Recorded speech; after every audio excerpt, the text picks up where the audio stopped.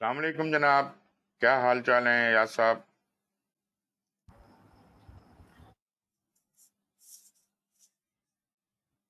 जी याद साहब, आवाज आ रही है मेरी?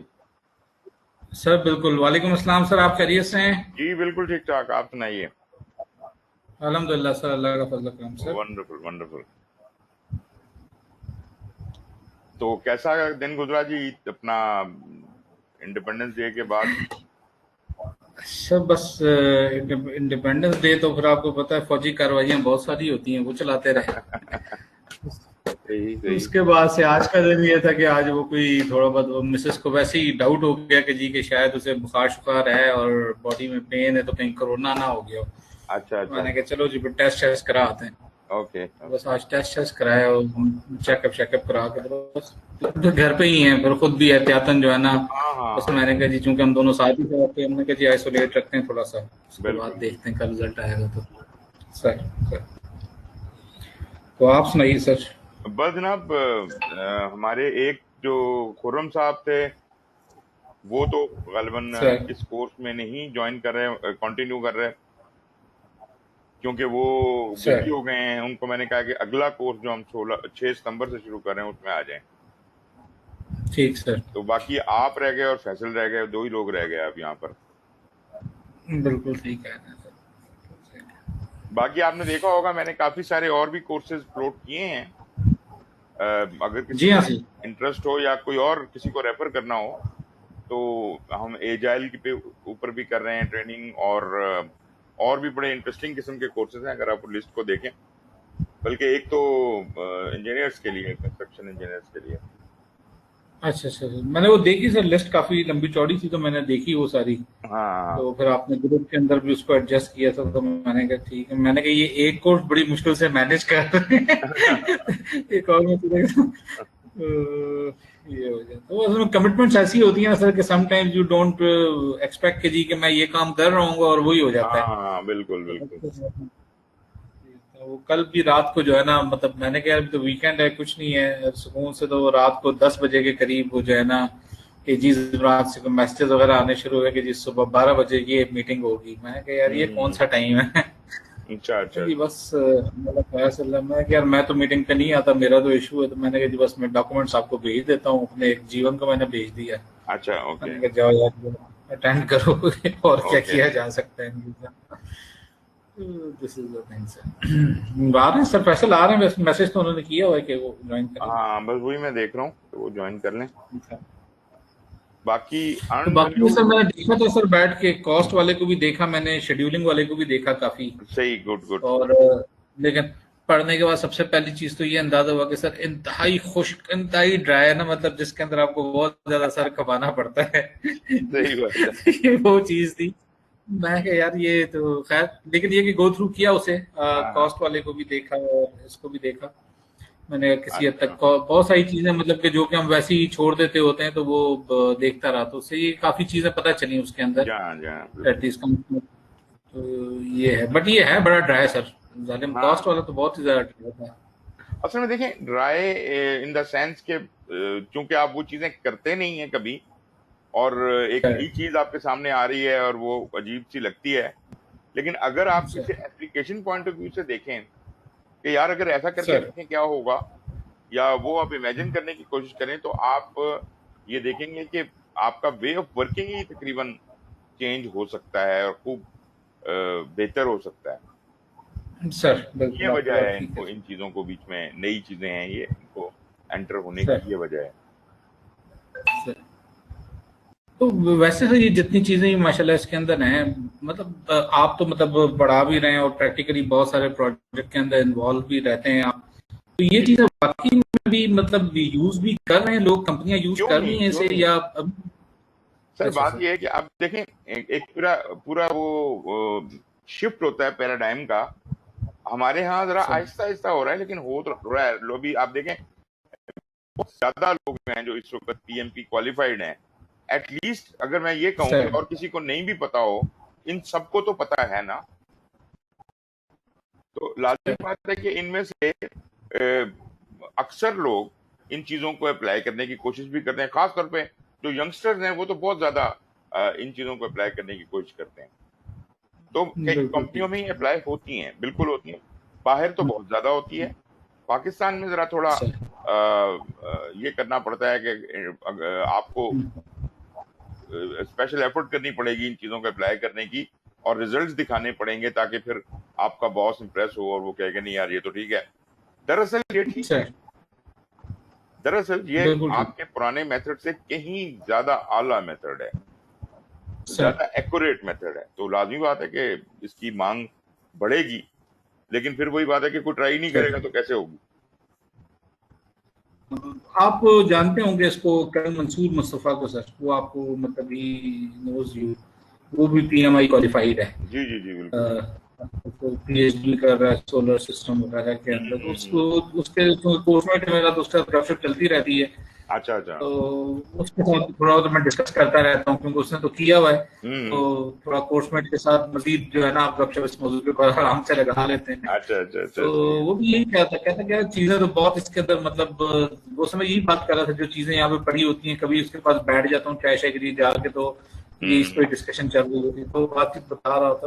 उसका भी यही है कि मतलब कि चीजें हम इस्तेमाल कोई नहीं करते ज्यादातर लोग, तो स्पेशली हम्म। शायद आर्मी के अंदर तो हम बिल्कुल ही नहीं इस्तेमाल कर रहे हैं इसको ना, हाँ कि हम इसको इस्तेमाल करें, क्योंकि वो जाहिर है एक अलग इन्वायरमेंट है उसके अंदर, जिसके अंदर आप काम कर रहे होते हैं, बिल्कुल। जहाँ पे आप ये नहीं देखते कि कॉस्ट क्या होगी, शेड्यूल क्या होगा, उसमें आपने सिर्फ रिजल्ट देखना होता है कि मुझे रिजल्ट ये चाहिए।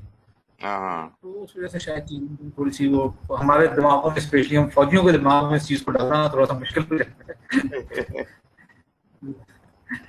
तो ये है सर। अच्छा, मैं क्या हो गया, इनको क्यों नहीं आ रहे?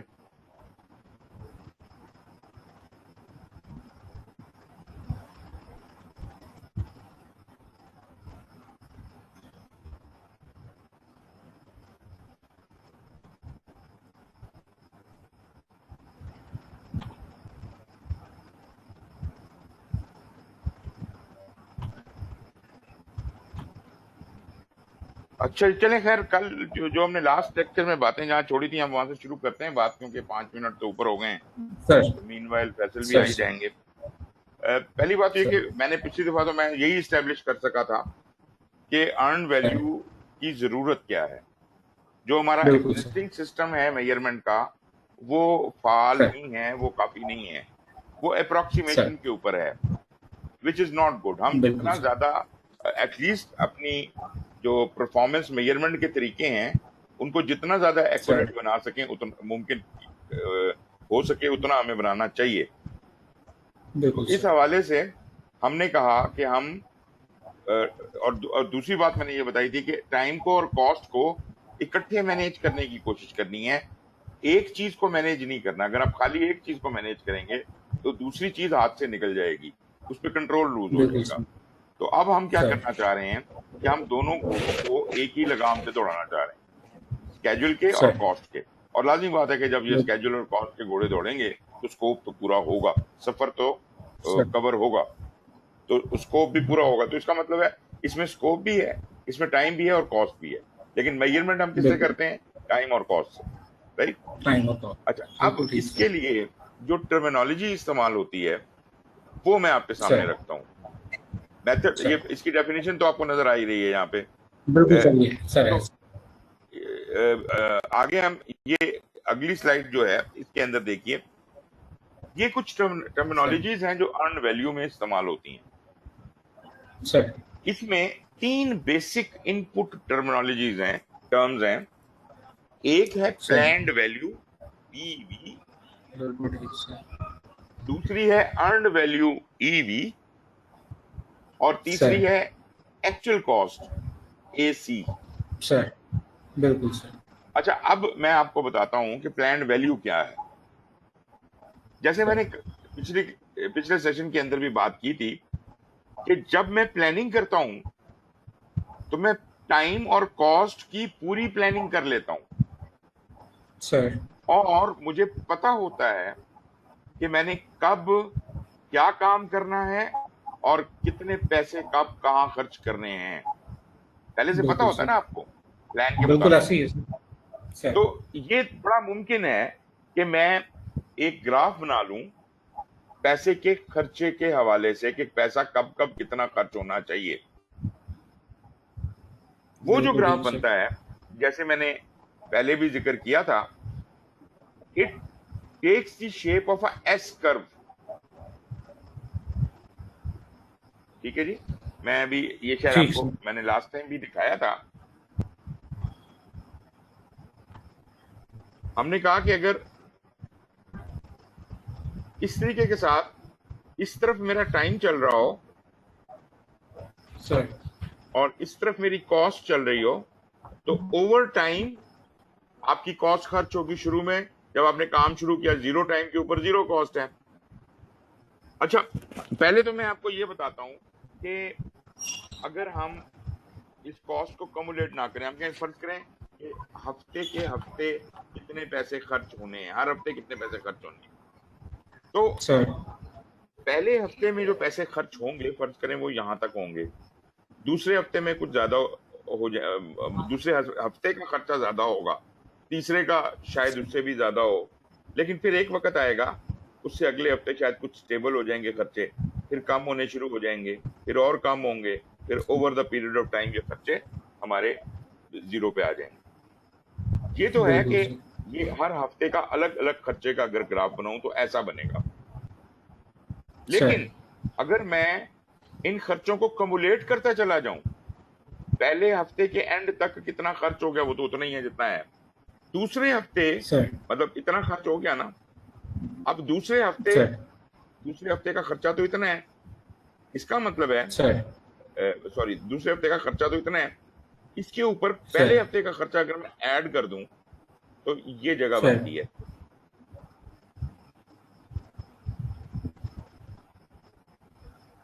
एक मिनट। ठीक हो गया सर।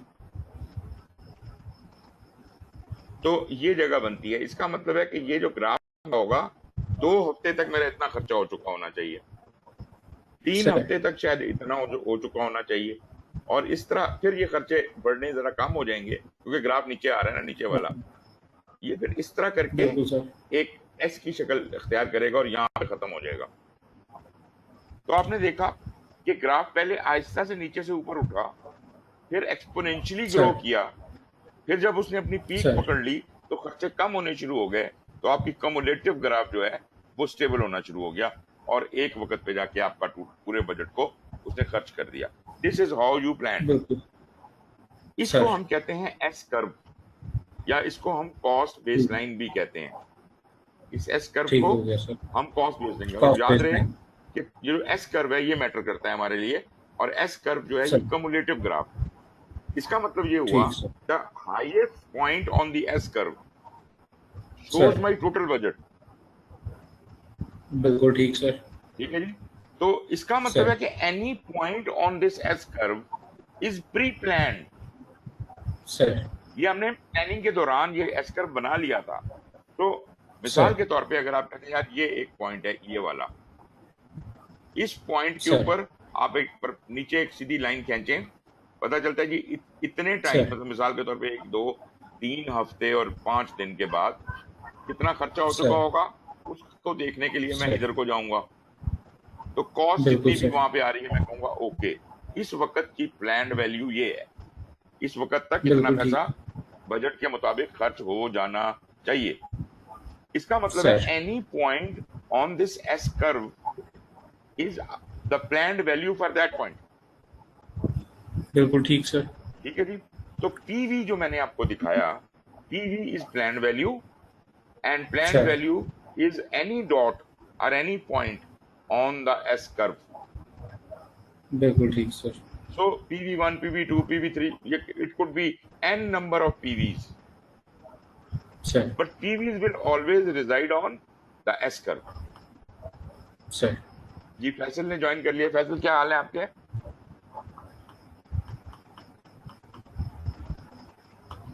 जी फैसल भाई।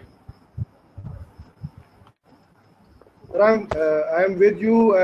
My son, I'm with you in the discussion. मैं सुन रहा हूँ सर। ओके, आपको ये बात समझ आ गई ना फैसल कि जी जी sir, I'm with you. S curve is the baseline, cost की बेसलाइन है। ये हम प्लानिंग के वक्त ही स्टैब्लिश कर लेते हैं, जब हम ये डिजाइन कर लेते हैं कौन सा काम कब होना है, और कितने पैसे किस काम पे खर्च होने हैं, उसके मुताबिक अब ये एस कर्व मुझे बता रहा है कि कब तक कितना पैसा खर्च हो चुका होना चाहिए, राइट? बिल्कुल और ठीक है, right any sir. point on this S curve is the planned value of that point in time. So there could बिल्कुल be ठीक है, numerous values on this S curve. Every dot is a PV. So PV could be, the highest PV is the budget for the last day. मतलब उस वक्त तक कितना budget खर्च हो चुका होना चाहिए. That is the total budget. That is why that is the highest point. ये तो बात होगी जी प्लान वैल्यू के हवाले से. दूसरी टर्म जो मैंने आपको सर एक चीज सर इसमें, सर जी जी एक चीज सर इसमें, अब ये जो हमें दिखा रहा है it is time versus cost, इसमें कहीं पे जो भी हमारा प्रोजेक्ट का काम चलना है उसकी एक्टिविटी कहीं इन्वॉल्व हुई है, ये टोटल सिर्फ कॉस्ट को और टाइम को बता रहा है कि इतने टाइम में हमने इतने पैसे खर्च किए. ओके, मैं बताता हूँ आपको, ये बिल्कुल इसमें इन्वॉल्व है. और एक मिनट मैं सर इसको पहले इरेज करके, ओके, मैं इसको दोबारा वो जो मैंने लास्ट टाइम ड्रॉ किया था ना वो मैं ड्रॉ करता हूँ ताकि आपको वो अंदाजा हो कि सर किस तरह. फर्ज कर लें कि ये मेरा ये लाइन है और ये लाइन है. ओके, फर्ज करें, पहले मैं गैन चार्ट बना देता हूँ. फर्ज ये एक एक्टिविटी है, ये एक और एक्टिविटी है, ये एक एक्टिविटी है, एक एक्टिविटी ये सर चली आ रही डिस्प्ले है. अभी तक मैं अभी उसको भी कर देता हूँ जी. सर सर हाँ अभी ब्लैंक हुआ है सर, अभी नहीं सर. फर्ज करें ये आपकी एक्टिविटीज हैं. अच्छा, गैन चार्ट बना ना. अब आपने क्या किया, जब गैन चार्ट बनता है, ये स्केड्यूलिंग की बात है वैसे. फर्ज करें ये गैन चार्ट है आपका. अब ये जो गैन चार्ट बना है, इस गैन चार्ट में आपकी एक्टिविटीज हैं कौन कौन सी होनी है. इस एक्टिविटी पे कितने रिसोर्सेज लगेंगे. फर्ज करें 4 बंदे लगेंगे और 5,000 रुपया लगेगा, फर्ज कर लिया. इस एक्टिविटी पे 6 बंदे लगेंगे और इस पे 7,000 रुपया लगेगा. ये ए है, ये बी है, ये सी है, ये डी है. ये मैं स्केड्यूलिंग भी इसके अंदर ही आपको डिस्कस हो रही है. अच्छा, और ड्यूरेशन भी मैं लिखता जाता हूँ. ए के साथ मैं लिख देता हूँ ये 5 दिन थे, ये 10 दिन की है, ये 7 दिन की है, ये 8 दिन की है, ये 12 दिन है और ये 10 दिन है. ओके. सर अच्छा, अब आप ये देख लीजिए कि जब मैंने ये बना लिया तो मुझे सर रिसोर्सेज एलोकेट किए जा सकते हैं. मैंने कहा इतने बंदे इतने पैसे, सर इतने बंदे इतने पैसे लगा दिए. अब मैं आपसे पूछता हूँ कि अच्छा सर बताइए, पहले दिन आपको कितने पैसे चाहिए या कितने बंदे चाहिए. सर आप बता सकते हैं ना. लाजमी बात है, ए और डी एक्टिविटी हो रही है तो आपको टोटल सर ए और डी पे कितने बंदे लगे हुए हैं. ये आपने सर जो पहला फिगर लिखा है ये बंदे हैं 4 और 6. जी बिल्कुल. तो आपको बंदों के हिसाब से देखा जाए तो 10 बंदे हैं और पैसों के हिसाब से सर देखा जाए तो 12,000 तो रुपया है. 12 है, बिल्कुल सर. लेकिन हैविंग सेड दैट, यहाँ एक प्रॉब्लम जरूर है कि ये पैसे हैं पूरे काम के, राइट. सर ये खर्च हो रहे हैं, हो नहीं चुके, सर राइट. सर हो कब चुकेंगे, जब ये काम खत्म होगा. इसका बिल्कुल सर. मतलब है कि 5,000 रुपए की जो पहला वाला ए एक्टिविटी है उसके 5,000 रुपए की अकम्पलिशमेंट तब काउंट होगी जब वो एक्टिविटी खत्म होगी. तब हम कहेंगे कि इसके 5,000 रुपए इस टाइम तक खर्च हो चुके होने चाहिए. चाहिए, बिल्कुल ठीक ठीक है है. जी. ओके. अब अगर मैं सही. इस अभी ये रिसोर्सेज को निकाल दें, सिर्फ पैसे की अगर मैं बात करूं, सर अगर मैं सारे पैसों का ग्राफ बनाऊं तो वो एक एस कर्व की सूरत सर में इस तरह के बन जाएगा. और ये जनाब मेरी ड्यूरेशन सर हैं. ठीक है, ये फर्ज में वीक्स हैं सर या मंथ हैं या वट जो भी आप इसको कहना चाहते हैं, बिल्कुल ठीक, ये अभी वो ठीक है. सही होगा. ठीक है, अगर थे कि ये वीक्स में कर लें तो 1 2 3 4 5, ये 7 वीक का प्रोजेक्ट है. और फर्ज कर लेते हैं सर कि इसका टोटल जो बजट है मैं इधर कर देता हूँ, ये 5K, 7K, 10K, 11K,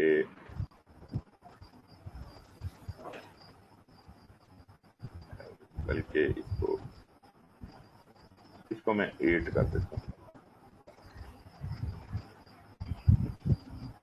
इसको मैं 18 कर देता हूँ। अच्छा जी, तो इसका 11K है, इसका 18K है, इसका जनाब 3K है, इसका 2K है। तो अगर मैं ये सारे पैसे जमा होंगे तो वो बजट बनेगा ना? बिल्कुल सर, ऐसे ही है। तो ये जनाब 7 जमा 3 10 और 2 12, 12 और 11 23 और 8 31 और 5 37K का आपका टोटल बजट है, राइट सर। लेकिन ये खर्च किस पैटर्न में हो रहा है वो ये है। अच्छा, अब द इंटरेस्टिंग पार्ट जो मैं आपको पहले भी बताया था, फर्ज करें ये वाला जो पॉइंट है, ये इसको जब मैं ऊपर लेके जाता हूं, फर्ज करें ये 5 ये इस जगह पे आ रहा है, इसका मतलब है कि पहले हफ्ते के एंड तक ए एक्टिविटी खत्म हो चुकी होनी चाहिए, डी अभी जारी होगी। सर मैंने आपको बताया था कि एक प्राइमरी रूल इसका है 0-100 रूल। अगर कुछ और ना पता हो तो you can confidently work on 0-100 rule, which means a work is considered complete only when it is done. If it is ongoing, we will not pay the payment for that. बिल्कुल ठीक sir. Therefore, we will consider it कि कोई काम नहीं हुआ। तो अगर ए activity पहले हफ्ते के एंड पे खत्म हो जाती है तो इस पॉइंट के ऊपर जो मेरी प्लान वैल्यू बनती है वो बनती है 5000। बिल्कुल सर। अच्छा जी, फर्ज करें ये पॉइंट, दूसरा जो पॉइंट है ये आ रहा है इस जगह करके, तो बी तो डेफिनेटली उससे पहले खत्म हो चुकी होगी, तो उस वक्त, अच्छा सॉरी, डी खत्म हो चुकी होगी, बी अभी जारी होगी। तो अगर मैं 0-100 का रूल लगाऊं तो कौन से कंप्लीट हो चुके होंगे? ए और डी, और ए और डी को जमा करने आ गया 12000, ये इधर का प्लान वैल्यू आ गया 12000। फिर मैं आ जाता हूँ जी तीसरा जो है वो ये लाइन आ रही है ये, तो मतलब ये हुआ कि ए बी और सी कंप्लीट हो चुका होगा, तो तीसरा पॉइंट जो है ये बन जाता है 12 और 8 20,000 हो गए। चौथा पॉइंट आ जाता है जनाब अली, ये तकरीबन आप समझ लीजिए कि ई भी खत्म हो जाएगा। तो ई है 3000 का, ये पहले क्या लगाया था हमने? 23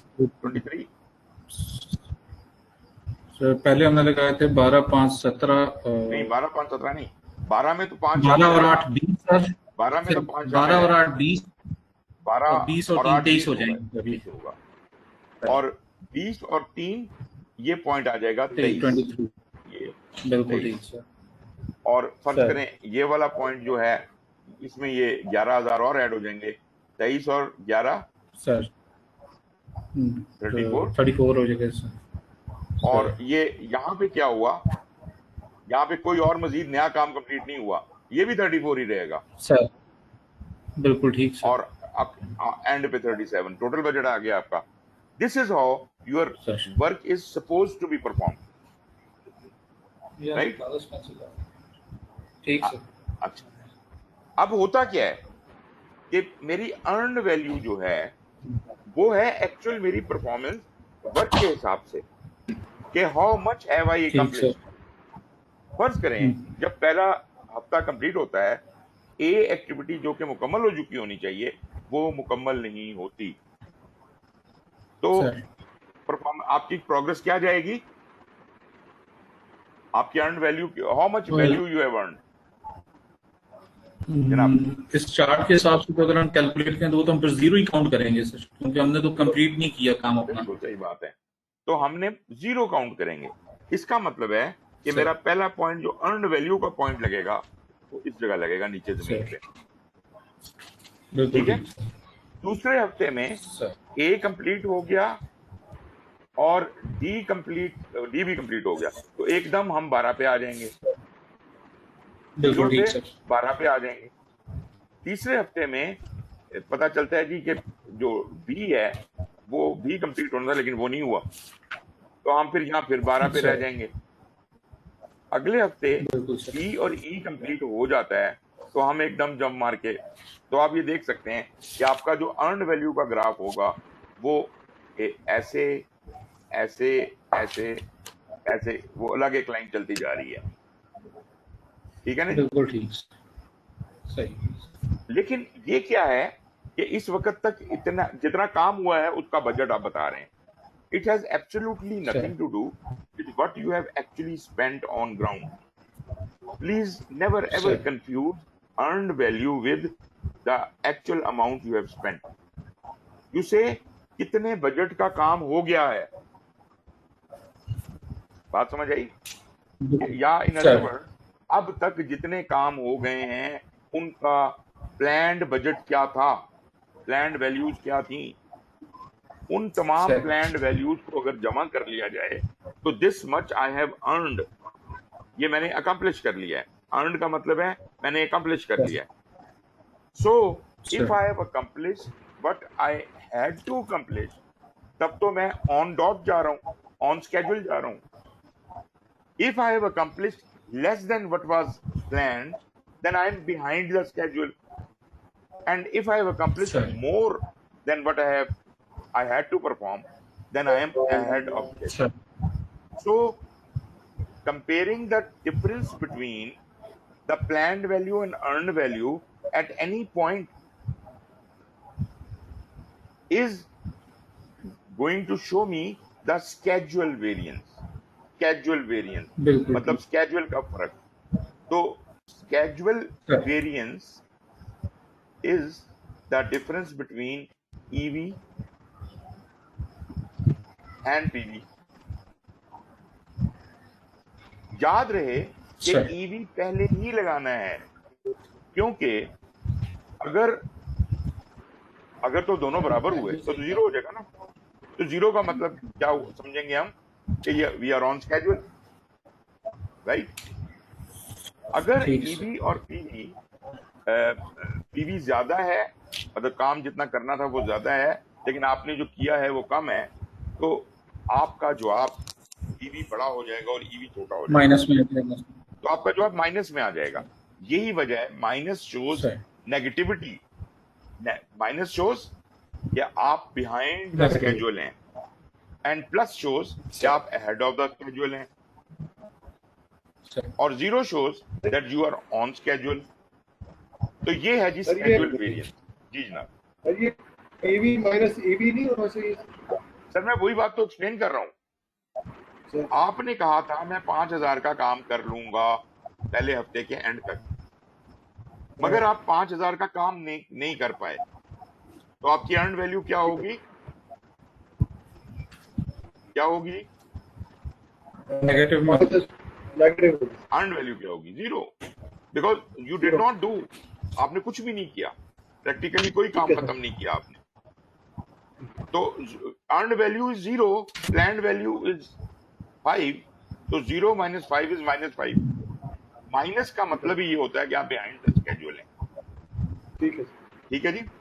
और अगर आप पीवी माइनस ईवी कर लेते तो आपका जवाब कभी भी माइनस में ना आता। सही, तो ईवी को पहले रखिएगा, फिर ये बात बनेगी। इसी तरह से ठीक है सर। आप अगर कॉस्ट की वेरिएंस देखना चाहते हैं, उसके लिए आप कहते हैं कि मैंने जो काम किया वो तो अर्न वैल्यू था, लेकिन मैंने पैसे जो खर्च कर दिए ऑन ग्राउंड, फर्ज करें आपने 0 काम किया और 5,000 रुपए खर्च कर दिए, भाई किस बात पे खर्च किया आपने? सही, किस बात पे खर्च कर दिए आपने पैसे? इसका मतलब ये है कि ये भी जवाब अगर नेगेटिव आ जाए, इसका मतलब है यू हैव ओवर स्पेंड।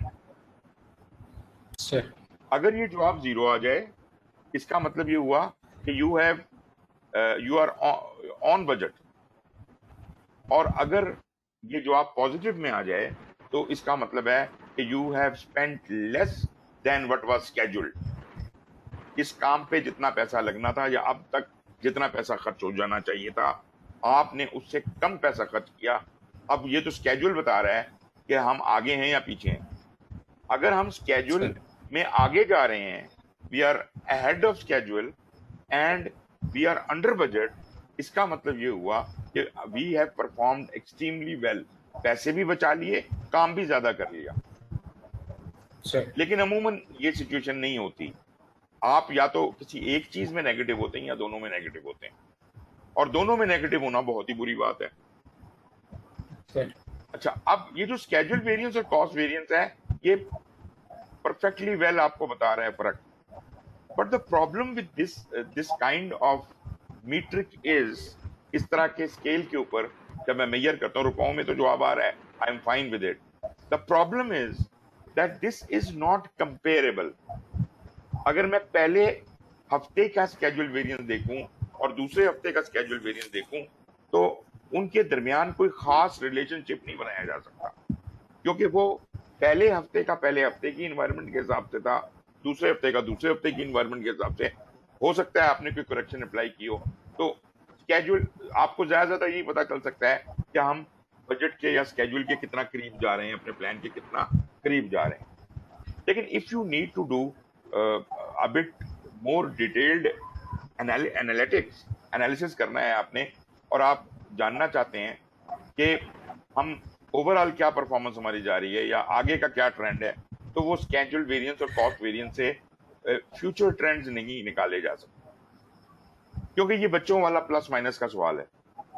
इसके लिए हमें थोड़ा सा कॉम्प्लिकेट करना पड़ेगा। Rather than going for a schedule variance, I would like to go for a schedule performance index. Schedule performance index is कि अगर मैं इसी काम को जो मैंने स्केड्यूल वेरिएंस में एक वैल्यू को दूसरी से माइनस करके किया था, अगर मैं इनको रेशो निकाल लूं, अगर मैं ईवी को डिवाइड बाय पीवी कर दूं, अब जरा सोचिए क्या होगा। अगर तो ईवी पीवी बराबर हुए तो मेरा जवाब हमेशा 1 ही आएगा। मतलब सर जितना काम करना था अगर मैंने उतना ही कर लिया, तो my answer will be 1। Sir अगर मैंने ज्यादा कर लिया, मतलब ईवी मेरा बड़ा हुआ पीवी छोटा हुआ, तो मेरा जवाब हमेशा 1 से ज्यादा ही होगा। और सर अगर मेरा ईवी छोटा हो गया तो मेरा जवाब 1 से नीचा हो जाएगा। इसका क्या मतलब हुआ कि ये तो ज्यादा मजेदार किस्म का फिगर बन गए। If SPI is equal to 0, I am on schedule. If it is more than 0, I am ahead of schedule, and if it is less than 0, we are behind the schedule. Same thing is true about cost. Here we can have a cost performance index, which could be EV divided by actual cost. Same thing, if EV and AC are equal, then answer is 0 and we are on budget. जितना पैसा खर्च करना था उतना ही खर्च किया है। If EV is more than AC, that means it is 1, जवाब आपका 1 से ऊपर आएगा, which means कि we are मतलब we are saving money। और अगर आपका जवाब, अगर EV छोटा हो जाए और AC बड़ा हो जाए, खर्चा ज्यादा हो गया, तो आपका जवाब 1 से कम आएगा, that means we are over spending। ठीक हो गया जी। असल में ये है बुनियादी क्रक्स अर्न वैल्यू का। अर्न वैल्यू का बुनियादी क्रक्स ये है।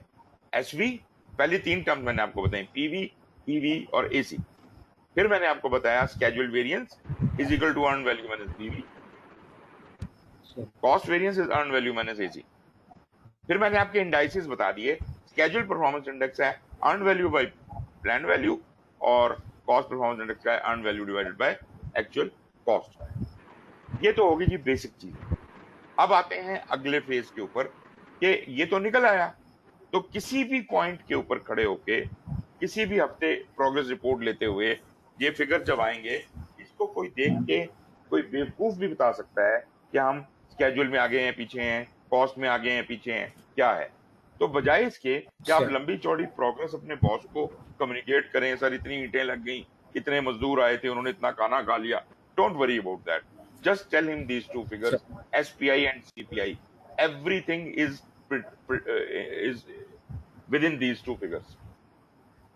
और अगर आपका बॉस नहीं समझता हो, उसको समझा दिया जाए ये ऐसे काम करता है, तो वो कहेगा अच्छा एसपीआई तुम्हारा इतना छोटा, 0 से कम क्यों है, सॉरी 1 से कम क्यों है, सर ठीक है जी, ये 0.9 है, चलो कोई बात नहीं, लेकिन इससे नीचे नहीं जाना चाहिए, इसको इंप्रूव करो। सीपीआई कॉस्ट परफॉर्मेंस का पता चल रहा है, तो बगैर कोई बहुत ज्यादा दिमाग लड़ाए बगैर बड़े आराम के साथ ये प्रिडिक्ट किया जा सकता है। तो एक तो बात ये होगी, प्रिडिक्ट तो खैर बाद में सर करते हैं, ये पता है कि एट एनी पॉइंट हमारी परफॉर्मेंस क्या जा रही है वो एसपीआई और सीपीआई हमें बताएंगे। लेकिन एक बात सर ध्यान में रखिएगा कि एसपीआई और सीपीआई के अंदर जो फिगर्स आ रहे हैं वो उस पॉइंट का फिगर है, मतलब एसपीआई से कि ये दूसरे हफ्ते के एंड पे ना, तो ये दूसरे हफ्ते के एंड पे उस टाइम के ऊपर एसपीआई क्या था, सीपीआई क्या था, बस ये कमुलेटिव नहीं होते, क्योंकि जब ये डिवाइड हो गया आपस में तो उसका कमुलेशन इफेक्ट खत्म हो गया। अब ये सर सीपीआई या एसपीआई है और ये सिर्फ उस पॉइंट का है। फर्ज करें कि पहला जब वीक खत्म हुआ तो हमारा सीपीआई था माइनस में जा रहा था, या यू कह लीजिए कि 0.8 था, सीपीआई सर 0.8 था। आपको बहुत झाड़ पड़ी कि ये 0.8 क्यों हो गया, इसको इंप्रूव करो। आपने जनाब बड़ी मेहनत की और आपने अगले हफ्ते उसको 1.2 पे पहुंचा दिया। बॉस बहुत खुश हुआ, सर उसने कहा शाबाश। इसके बाद आप करके रिलैक्स, आप उसको अगले हफ्ते आया तो वो उसकी वैल्यू 0.6 पे आ गई। तो ये कम्युलेटिव वैल्यू तो है नहीं ना, सर ये ऊपर नीचे हो सकती है, तो वो नीचे आ गई। सर बॉस फिर आपको तब गया कि ये क्या किया तुमने, इसको इंप्रूव करो। एंड सो आप मुसलसल गाइड हो सकते हैं, और एक तो बात ये कि मुसलसल गाइड हो सकते हैं, सेकेंडली स्केड्यूल और कॉस्ट दोनों पे एक साथ नजर डाली जा सकती है। वो ये कह सकता है कि भाई तुम स्केड्यूल में तो बहुत अच्छा परफॉर्म कर रहे हो, लेकिन पैसे उससे भी ज्यादा खर्च कर रहे हो, बराए मेहरबानी रिलैक्स, स्केड्यूल पे तेज भागने की कोशिश ना करो, तुम कॉस्ट बहुत ज्यादा खर्च कर रहे हो। तो दोनों को काबू में रखने की कोशिश करो, अपनी स्पीड स्लो करो और कॉस्ट को काबू में करो। बात समझ आ रही है आपको? अगर ये बिल्कुल वाली ठीक। गाइडलाइन आपको हर हफ्ते मिलती रहे अपने बॉस से, तो आप मुझे बताइए कि उसकी भी नजर आपके, मतलब एक तरह से यूं कह लीजिए जो की परफॉर्मेंस इंडिकेटर्स होते हैं ना, जैसे उसकी नजर होगी प्रोजेक्ट के अंदर without knowing technically what is happening. Sir I hope आपको ये मेरी बात समझ आई होगी। बिल्कुल सर, क्लियर। अच्छा, आप ये देखते हैं कि फर्ज करें आप किसी भी जगह पे खड़े हों प्रोजेक्ट की लाइफ में, और मैं कॉस्ट के हवाले से बात करूंगा। फर्ज करें योर सीपीआई इज बैड, नीचा आ रही है वैल्यू, नीची वैल्यू आ रही है, तो हाउ वुड यू प्रिडिक्ट, आप कैसे प्रिडिक्ट कर सकते हैं कि प्रोजेक्ट के टोटल बजट में कितना इजाफा होने का इम्कान है? आई मीन प्रोजेक्ट अगर हम इसी पेस से चलाते रहे जिस पेस से अब तक चला है, तो क्या इम्कान है कि प्रोजेक्ट कितने पैसे खर्च करेगा? Can we do that? Sir कोई रेशियो जाहिर है इसका ओके होगा डेफिनेटली, उससे गुड, रिलेट कर सकेंगे सर। ओके। सर फर्ज करें कि वीक 2 पे हमें 12,000 खर्च करने थे और हम 30,000 खर्च कर सर गए, सर राइट? तो बिल्कुल 12 ठीक। बटा 30 हमारा सीपीआई बनेगा, ठीक है ना जी? क्या वैल्यू बनती है 12 बटा 30? सर 12/30 सर ऑलमोस्ट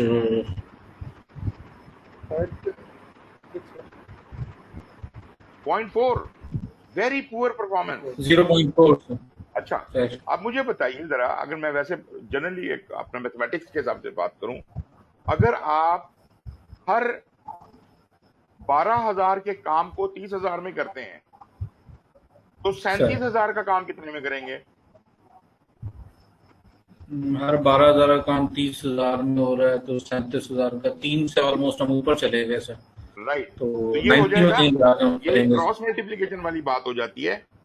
12 का काम 30 में करें, सर। 37 इंटू 30 बटा 12, 37 सर इंटू 30 बटा 12, 92,500, 92,500 बिल्कुल मतलब। सर।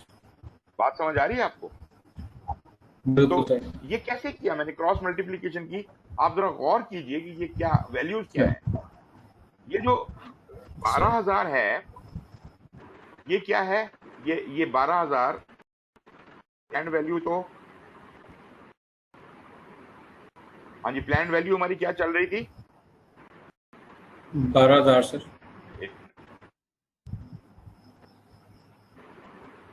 स्क्रीन आपकी गड़बड़ हो गई है। जी सर, ये प्रेजेंटेशन और उसके ऊपर ये बोर्ड आ गया येलो हाँ, कलर में। मैं उसे ठीक कर रहा हूँ। अब ठीक हुआ?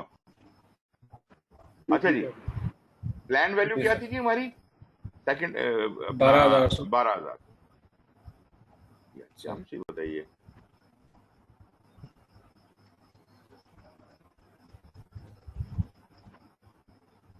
ओके, प्लान वैल्यू थी 12,000, अर्न सर। वैल्यू थी 30 सॉरी, अर्न वैल्यू तो छोड़ देना, अभी वो एक्चुअल कॉस्ट की बात कर रहे हैं। सर। एक्चुअल कॉस्ट आपकी जो आई थी वो थी 30,000, और आपके सर। प्रोजेक्ट का टोटल जो BAC is the PV of the last day, ठीक है ना? Sir. BAC is 37, right? Sir. तो 12, अगर मैं इसको करूं कि अगर 12 का काम 30 में होता है तो 37 का काम कितने में होगा? एक्स वैल्यू, तो 37 को 30 से मल्टीप्लाई कर दें और 12 को एक्स से मल्टीप्लाई कर दें, ऐसे ही होता है ना? सर। ठीक है ना जी? तो 12 क्या था जरा बिल्कुल। देखिएगा, 12 वाज पीवी, 12 से डिवाइड करना है सर। 37 इंटू ये क्या है? 37 है बीएसी, सर। मल्टीप्लाइड बाय 30 क्या है? 37 30 इज एसी, और डिवाइड क्या किससे हो रहा है? पीवी से 12, सर। सॉरी पीवी नहीं, ईवी होना चाहिए इसको, पीवी तो नहीं होगा ना, ईवी और एसी का मुकाबला होगा। सर। अर्न वैल्यू जो आपने की है वो 12 की है, और एक्चुअल कॉस्ट आपने 30,000 खर्च कर दी है, और पीवी भी फर्ज करें, पीवी भी 12 ही था, उसको मैं अभी बहस में नहीं ला रहा, पीवी भी अगर 12 ही था, सर। पीवी और ईवी को देखें तो हम we are on schedule, but what we are doing is we are spending much more. तो इसका मतलब है बीएसी, ये मतलब मेरा नया एस्टीमेट जो है, जो एक्स वैल्यू है, वो है estimate at completion, EAC is equal to BAC multiplied by AC by EV. ये एसी बाय ईवी क्या होता है? What is AC by EV? AC by EV, ये तो जो हमारा सर कॉस्ट का इंडेक्स था हाँ जी, उसका इन्वर्स हो गया ये उसका इन्वर्स हो गया। Very good.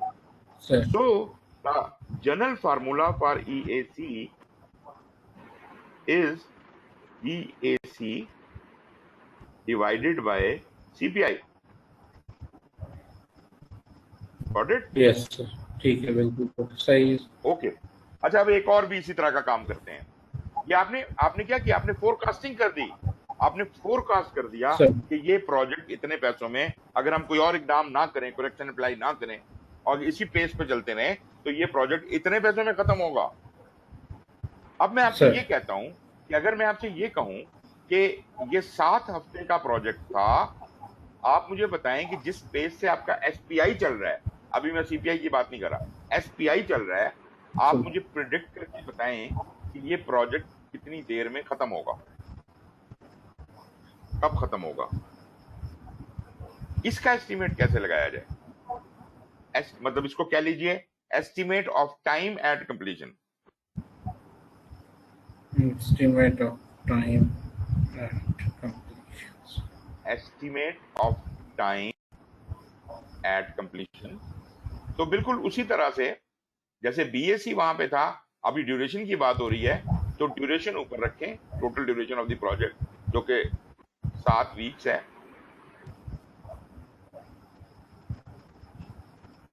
और इसको डिवाइड कर दें एसपीआई के साथ। बात समझ आई? फर्ज करें कि अगर एसपीआई की वैल्यू 0.8 होती, तो 7 को जब मैं 0.8 से डिवाइड करूंगा तो क्या बनेगा? 7 डिवाइडेड बाय 0.8, 8.75। मतलब अब आपकी 8 पॉइंट प्रिडिक्शन ये है कि अगर हम इसी पेस से काम करते रहे तो ये 8.25 हफ्तों में कंप्लीट हो पाएगा। सर। और अगर ये 0.8 के बजाय यहाँ पे होता 1.2 तो वैल्यू आपकी घट जाती, जल्दी काम खत्म हो जाता। मतलब 7 डिवाइडेड बाय 1.2 का मतलब है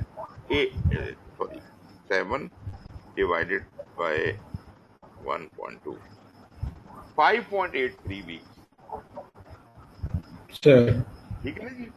तो ये आपकी प्रिडिक्शन चल रही है।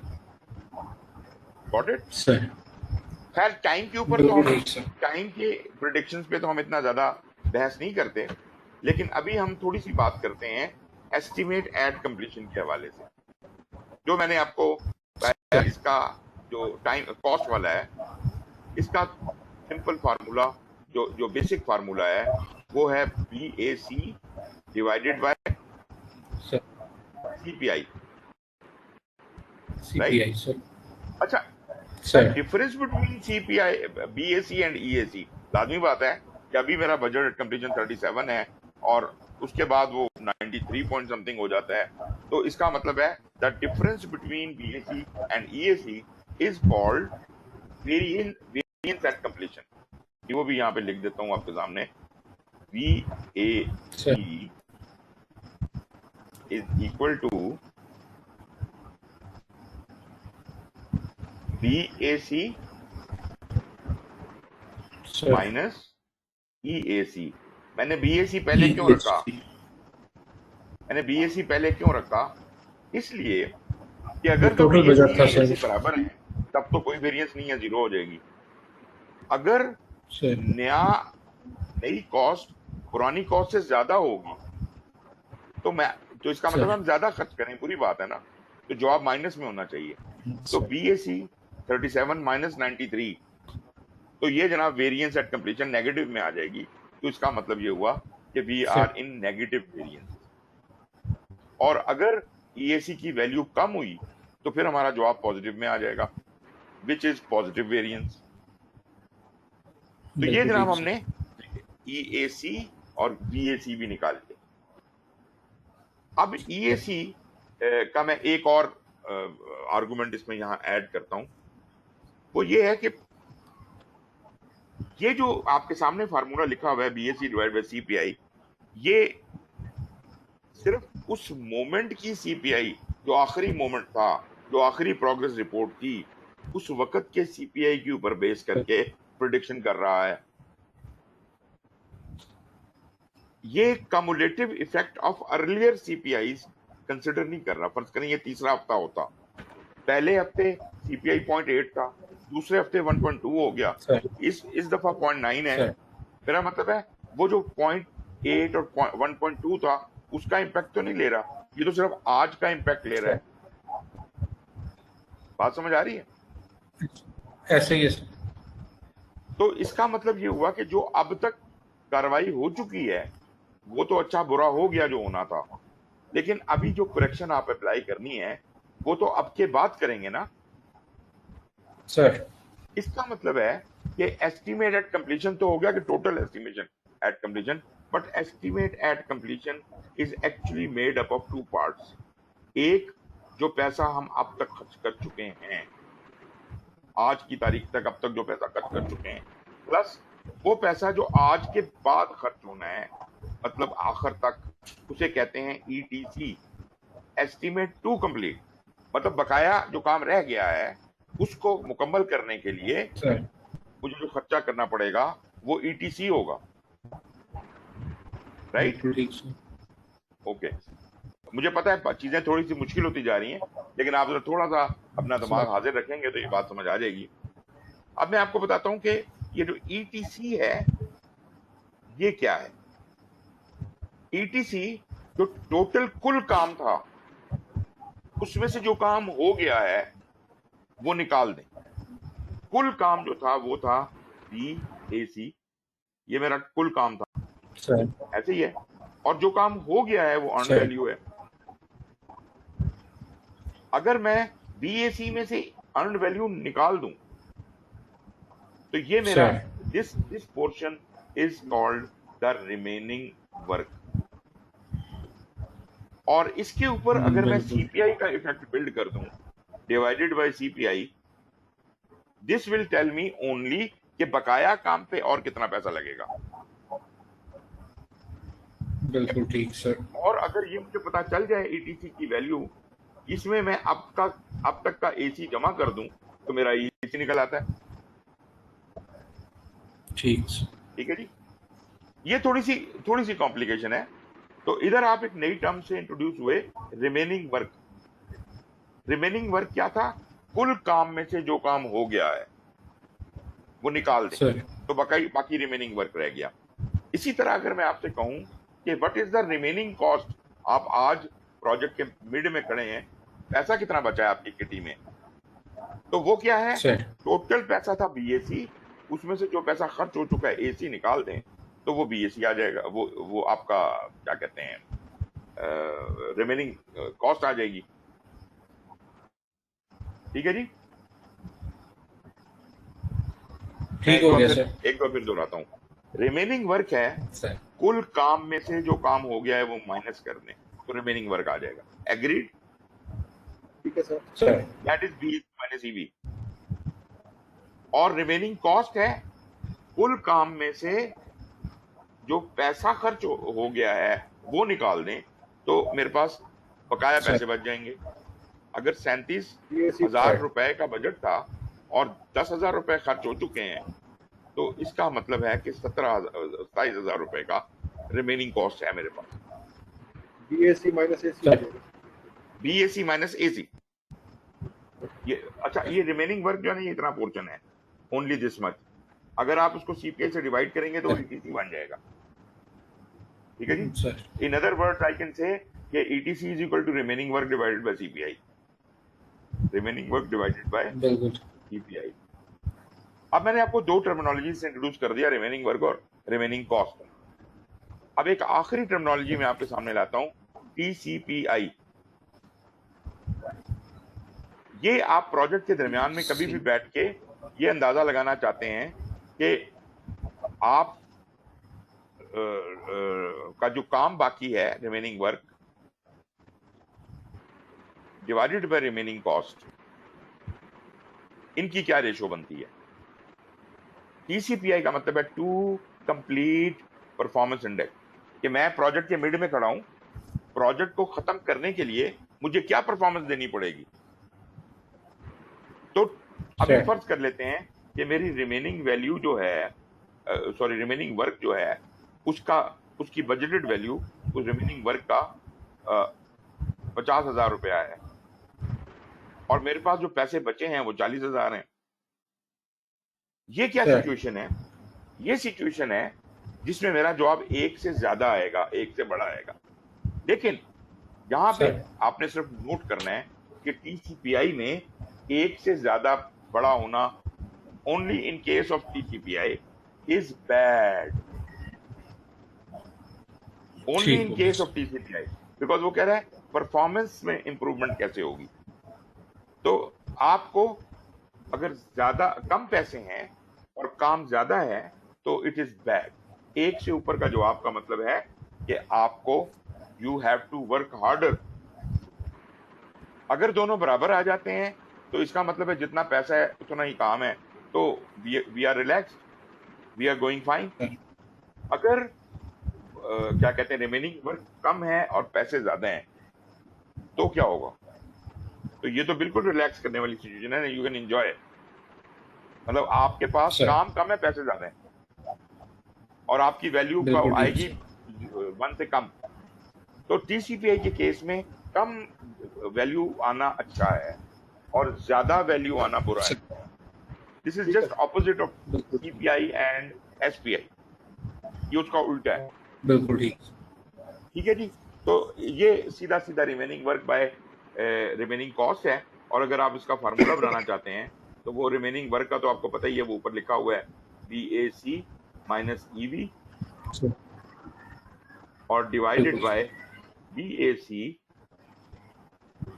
Minus minus AC. एसी बस जी, ये है सर टोटल आपकी अर्न वैल्यू। बाकी इसके कुछ थोड़ी सी एग्जांपल्स हैं, वो यही वाली प्रेजेंटेशन जो मैंने आपको खोली हुई है, इसी में आप सर देख लीजिए। सर ये मैं जो एक नजर दिखा देता हूँ। जी जनाब। टीसीपीआई का कोई रिलेशनशिप एसपीआई और सीपीआई के साथ? कोई रिलेशनशिप नहीं है, लेकिन मेरा कहने का मकसद है, मैं प्रोजेक्ट के तीसरे हफ्ते में हूँ, तो मुझे सीपीआई कुछ और बता रहा है, एसपीआई कुछ और बता रहा है, टीसीपीआई कुछ और बता रहा है, और मेरा बॉस जब ये तीनों फिगर सुनेगा तो वो उसे अंदाजा हो जाएगा कि गेम कहाँ जा रही है। टीसीपीआई से भी उसको अंदाजा हो जाएगा कि इन लोगों को और कितनी एफर्ट करने की जरूरत है।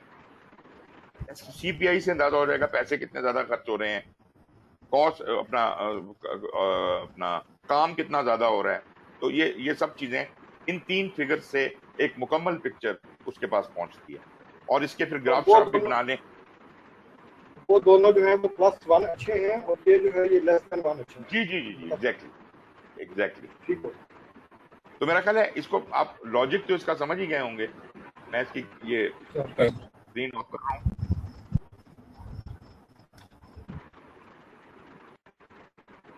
अच्छा जी, ये चीज थी जो मैं आपको बेसिकली यहाँ पे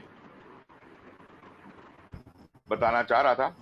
अगली स्लाइडों में ये जो बातें मैंने आपसे की हैं उनको अंग्रेजी में बयान किया गया है। प्लान वैल्यू क्या चीज है, अर्न वैल्यू क्या चीज है, एक्चुअल कॉस्ट क्या है, स्केजुअल वेरिएंस क्या है, कॉस्ट वेरिएंस क्या है, स्केजुअल परफॉर्मेंस इंडेक्स क्या है, कॉस्ट परफॉर्मेंस इंडेक्स क्या है। ये वही बातें हैं जो मैं आपको बता चुका हूँ। ये वही जो ग्राफ ठीक श्राफ है। बना के उसने दिखाया हुआ है, ये आप खुद से पढ़ लेंगे ना, अब आपको बातें समझ आ जाएंगी। फोरकास्टिंग है, ईएसी और ये बीएसी ईएसी निकालना, फिर ईटीसी वगैरह निकालना, ये सब आपकी फोरकास्टिंग में आता है।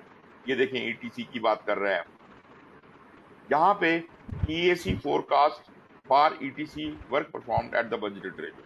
ये उसने मुख्तलिफ फार्मूले दिए हैं, आप इसमें देख सकते हैं कि मुख्तलिफ जरूरतों के लिए, मुख्तलिफ वक्तों के लिए आप मुख्तलिफ फार्मूले इस्तेमाल कर सकते हैं, थोड़ी थोड़ी वेरिएशन के साथ। ये जो सेकंड नंबर पे फार्मूला है, ये बुनियादी फार्मूला है, EAC is equal to BAC divided by CPI. लेकिन अगर आप वो जो मैंने अभी आपको बात बताई, अगर आप कहते हैं कि मैं इस बात से कंसर्न नहीं हूं कि मैं इंप्रूवमेंट क्या कर सकता हूं, लेकिन रिमेनिंग वर्क को एसी में जमा मतलब सॉरी, हाँ, रिमेनिंग वर्क जो है AC plus remaining work is my EAC, ये भी हो सकता है कि अब तक जो खर्च हो चुका है वो तो हो चुका सर है, मजीद जितना काम बाकी है वो उसको, जितना काम बाकी है उतना खर्चा। और अगर आप और ज्यादा इसमें सर एक्यूरेसी लेना चाहते हैं, आप उसको सीपीआई से डिवाइड कर दें, इस पोर्शन को, BSc divide by minus EV को। और कुछ लोग जो हैं वो कहते हैं जी सीपीआई और एसपीआई का इकट्ठा इफेक्ट डालना है आपने इसके ऊपर, तो उस सूरत में आप ये जो ये वाला फार्मूला है, ये वाला AC plus BSc minus EV divided by, वो कहता है सीपीआई और एसपीआई दोनों को मल्टीप्लाई कर दें आपस में। खैर, इसके कोई 11 डिफरेंट तरीके हैं ईएसी निकालने के, और सर वो मुख्तलिफ सर्कमस्टांसेस में मुख्तलिफ तरीके इस्तेमाल होते हैं। बट आपको पीएमपी एग्जाम में इतनी ज्यादा गहराई में नहीं पूछेंगे, आपको बेसिक चीजों की समझ है, कैसे निकालते हैं ये पता होना चाहिए।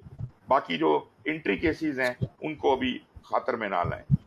ये वैसे मैंने बहुत से फार्मूले हर सिचुएशन के बना के लिखे हुए हैं, लेकिन they are not really required. ठीक है, एग्जाम की तैयारी के लिए इनकी जरूरत नहीं है, लेकिन ये मैं एक पूरी पिक्चर आपको देने के लिए मैंने ये सब स्लाइडें इसमें डाली है। सर फिर ये टीसीपी आ गया, टीसीपीआई कैसे निकालते हैं वो मैंने आपको सर बता दिया।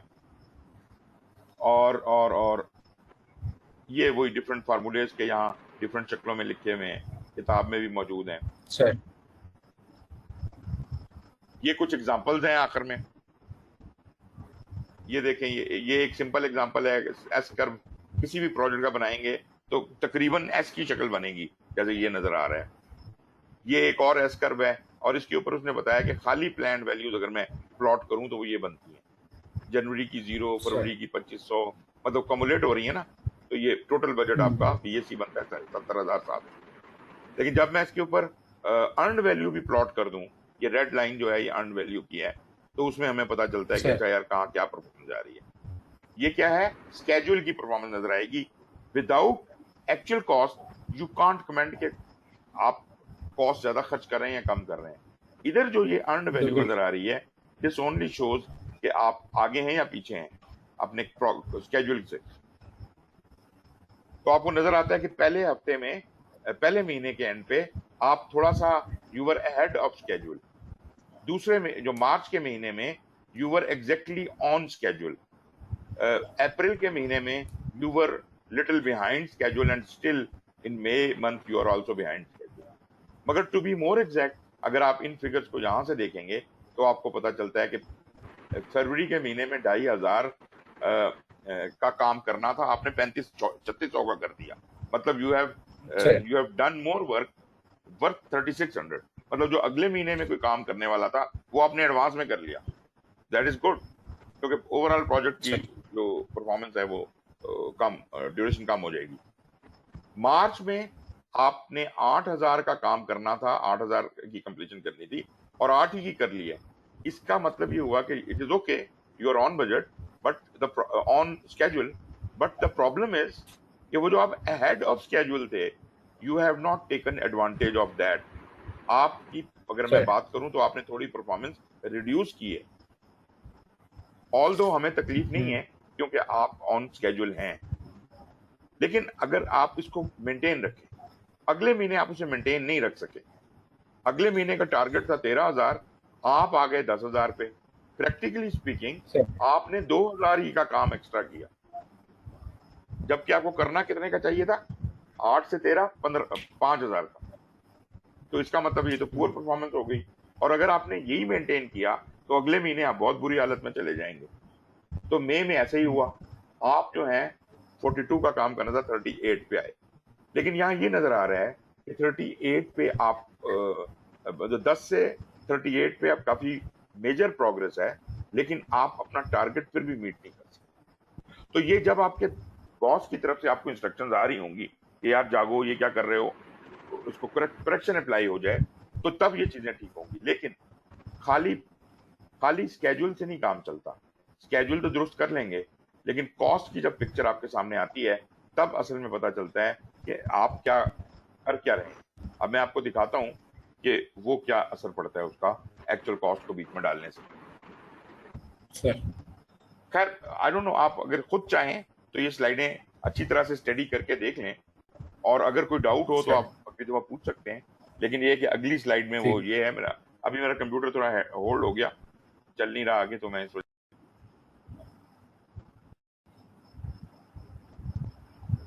हाँ 1 मिनट में आपको दिखाता हूँ।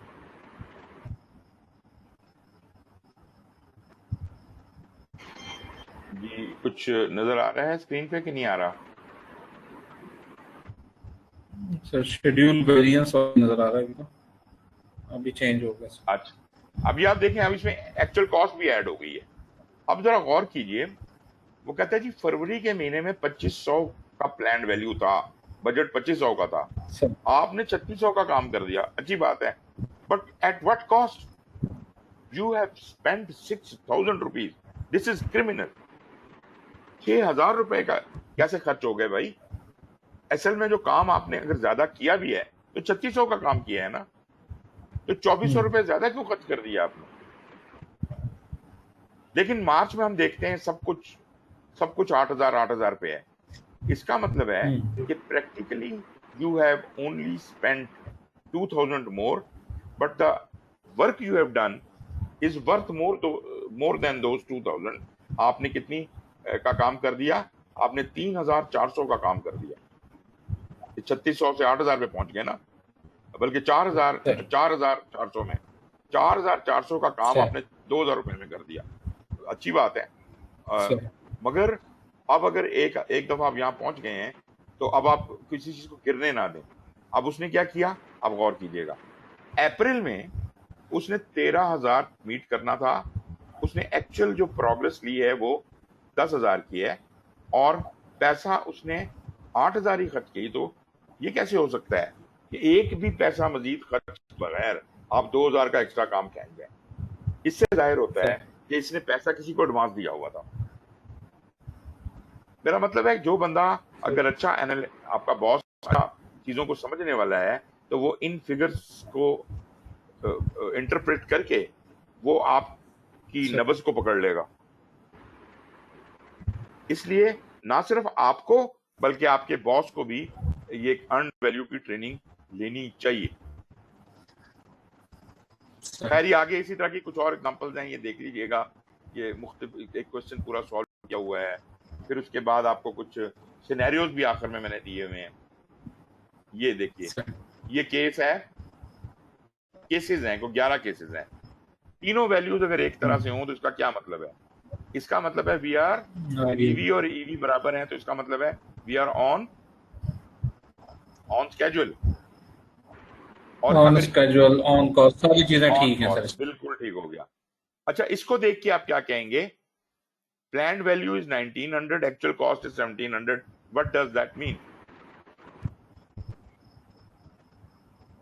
जी, एक्सपेंडिचर कम कर दिए सर, यही लिखा sir, expenditure are less than. Basically $2 कम खर्च करके बेसिकली इट मीन्स नथिंग। याद रखिएगा, earn value is such an important thing, उसके बगैर आप सर। कोई इंटरप्रिटेशन कर ही नहीं सकते। यहाँ अर्न वैल्यू दी नहीं है, मुझे क्या पता कितना काम हुआ है। पैसे तो आप कह रहे हैं मैंने 1700 खर्च कर दिए, पता चले काम 0 का हुआ, सर तो this is meaningless. Without earn value बिल्कुल ठीक। This information is meaningless. ज्यादा से ज्यादा अगर कोई कह सर। सकता है कि जी 1700 रुपए शायद कम खर्च हुए, शायद है, वो भी क्या पता ठीक। काम कितना हुआ है। तो ईवी है, काम कितना हुआ है। अब आप देखिए, जब मैं ईवी भी बता देता हूं, तो अब आप ये देख लीजिए कि ईवी पीवी से कम है, इसका मतलब है we are behind schedule. EV AC से भी सर। कम है, इसका मतलब है sir. We are over cost. ये है बुरा सर। सिनेरियो, वो दोनों तरफ से we are bad, we are negative. फिर जनाब ये थर्ड सिनेरियो को ले लीजिए। यहां पर ईवी 2400 है, जो कि पीवी से तो कम है लेकिन एसी से ज्यादा है। सर। इसका मतलब है कि चूंकि PV EV is less than PV, तो इसका मतलब है कि वी आर बिहाइंड स्केड्यूल। मगर सर हम जो एक्चुअली ऑन ग्राउंड पैसा खर्च कर रहे हैं वो कम खर्च कर रहे हैं, वी आर अंडर बजट। ठीक है जी, सर। बजट में अच्छा और स्केड्यूल में बुरा। सर। ये सिनेरियो क्या कहता है जी? चौथा, बजट में हम पीछे हैं और ऑन कॉस्ट है, जितना काम किया उतना ही पैसा खर्च किया। सर। यहां पे ईवी सबसे बड़ा है, दोनों में बड़ा है, तो we are ahead of sir. Schedule and we are under budget. Sir. 6th case में क्या कहेंगे? वी आर स्केड्यूल में कहा है? स्केड्यूल में भी सर हम आगे पीछे हैं, और स्केड्यूल में पीछे हैं। कॉस्ट में कॉस्ट में भी सर हम, प्लान हमारी 2000 थी, एक्चुअल हमारी 2400 होगी, तो अभी हम ठीक है, पैसे हमने ज्यादा लगा रहे हैं। गलत कह रहे हैं। 2000 सर, क्यों देख रहे हैं? तो 2000 को सर। क्यों देख रहे हैं? ईवी और एसी को देखना है आपने। सर। ठीक है जी, और we इवन are- देन हम ओवररन हो गए सर अपनी कॉस्ट से। ठीक है। एक मिनट, स्केड्यूल में आप गलत कह रहे थे। स्केड्यूल में we are ahead, sir schedule में हम आगे हैं, सर स्केड्यूल कॉस्ट में हम पीछे हैं। आगे हैं सर। ठीक है जी। अच्छा, ये क्या है? बिल्कुल ठीक we are on schedule and we are over spending. Sir. 9th case में ऐसे ही we are behind schedule and we are over spending. Sir. ये क्या है जी? ये बताएं इंटरप्रेट करके मुझे।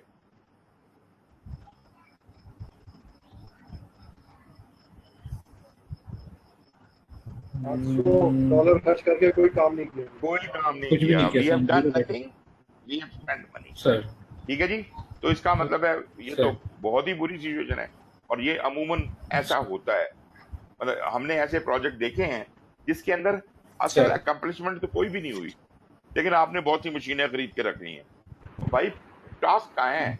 वो टास्क तो कंप्लीट ही नहीं हुआ, अकम्पलिश तो आपने कुछ किया नहीं, अर्न वैल्यू तो 0 है। एक मुशर्रफ के जमाने में कोई डैम शैम बनाने की बात हुई थी, उसका इफ्तिताह हो रहा था। उन्होंने कहा जी देखें जी, हमने सारी मशीनरी उन्होंने मंगा के और ग्राउंड में लेआउट करके और उसका इफ्तिताह कर दिया कि जी प्रोजेक्ट की बड़ी प्रोग्रेस जा रही है। मेरी नजर में earn value was 0, spending was the cost of the machinery sir and planned value जितना भी था वो तो कुछ भी नहीं हुआ। इसी सर तरह का एक सिनेरियो और भी होता है, और वो ये होता है कि प्लानिंग हुई ना हो, प्लानिंग की ही नहीं है, सर अंदाजों पे प्रोजेक्ट चला रहे हैं और वो भी ओवर स्पेंडिंग करके। सर ये जनाब डिफरेंट सर 11 सिनेरियोस थे।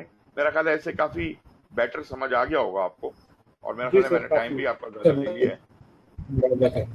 सर सर वेरी यूजफुल, समझ आ गई मुझे। सर तो अगली सेशन में हम इंशाल्लाह स्केड्यूल के ऊपर बात करेंगे। कुछ तो स्केड्यूल के हवाले से मैंने ठीक बातें है आपको बताई दी हैं, लेकिन अगली क्लास में हम स्पेसिफिकली सर स्केड्यूल के हिसाब से बात करेंगे। बिल्कुल चले जी, ठीक और कोई बात हो तो बिल्कुल मुझे ठीक बता है दीजिएगा। सर। है। थैंक यू वेरी मच, बहुत शुक्रिया। मोस्ट वेलकम जी, टेक केयर एंड खुदा हाफिज। थैंक यू सर, अल्लाह हाफिज सर, अल्लाह हाफिज सर।